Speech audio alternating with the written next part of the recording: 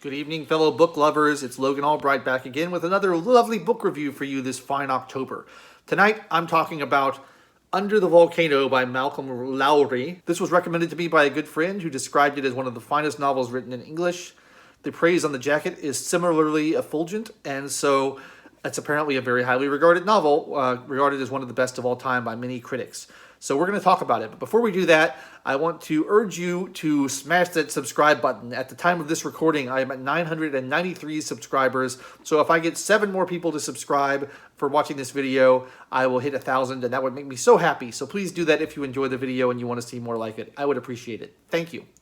So Under the Volcano. I will start by saying that it's definitely well written. The prose is very strong. I think he knows how to write. He knows how to use the language in an evocative sort of way.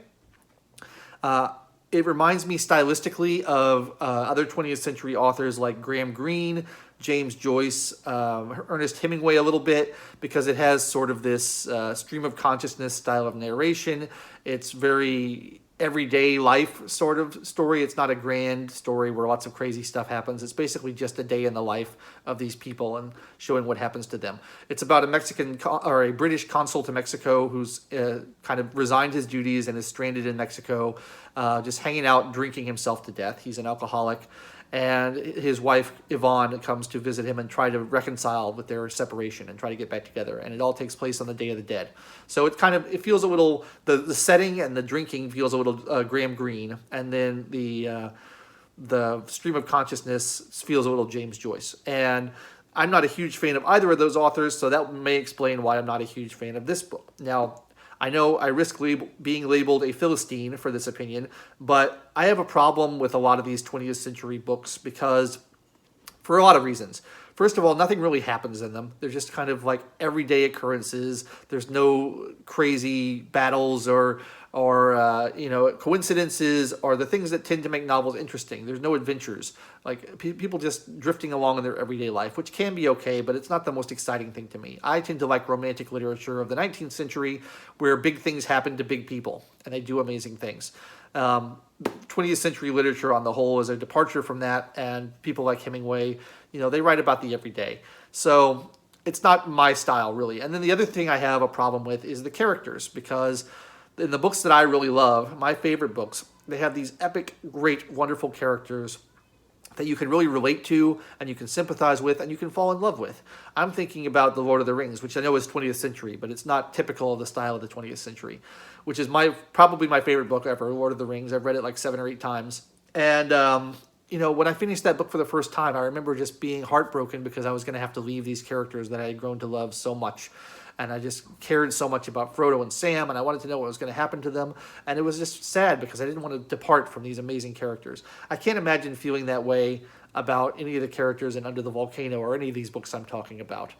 They're just very flawed, normal people.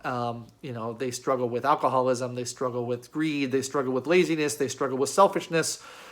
Which I guess is more realistic, but like the point of fiction, the point of literature, in my view, is not to be realistic. We have life for that. It's to be aspirational. It's to show things that we can strive for. It's to show things that are better than they could be, or possibly fighting against something that would make things drastically worse than they are. It's to tell these giant, larger-than-life stories. And so these kind of small stories that are kind of petty and just deal with the everyday, they really don't do it for me. And I guess I feel like I'm missing something because everyone I talk to, all the critics, they love these writers so much. They love 20th century literature. They say how genius they are. But it just seems a little bit petty to me. And I like the 19th century literature a lot better. One of my other favorite authors who I've talked about before is Victor Hugo. And, you have a character like Jean Valjean from Les Miserables, who is certainly flawed. He's definitely a flawed character. But he's also, an amazing character and a sympathetic character and one that you feel sorry for and you want to empathize with and you want him to succeed. And I don't care about any of the characters in this book succeeding. They talk about in the both the introduction and the afterword in this book, the people writing about it, talk about how the main character, the consul, his downfall is due to inaction. It's due to lack of action. He could salvage his marriage. He could get out of Mexico. He could change his circumstances. He could do all these things. But he doesn't do anything. He just sits there and drinks mezcal. And he just kind of wallows. And, first of all, I don't have a lot of sympathy for that type of personality who doesn't do anything. But inaction is not interesting from a narrative standpoint. We want to read about characters doing things. And a character failing to do anything, especially when these things could drastically improve his life or change his circumstances or make things better, I don't know. It just feels a little nihilistic to me. It feels depressing. And although I enjoyed parts of the book and I think it's well written, I just have a problem with this sort of literary nihilism. And it's the same thing in film. You got all these movies in the 70s like The Deer Hunter and Five Easy Pieces and, all those type of really, really bleak kind of nothing really happens movies where people are just made to seem unimportant. People are made to seem petty. People are made to seem small. There's no sense of heroism there. And I like a sense of heroism in people because I think that's also true to life too. I mean, people are heroic in the real world.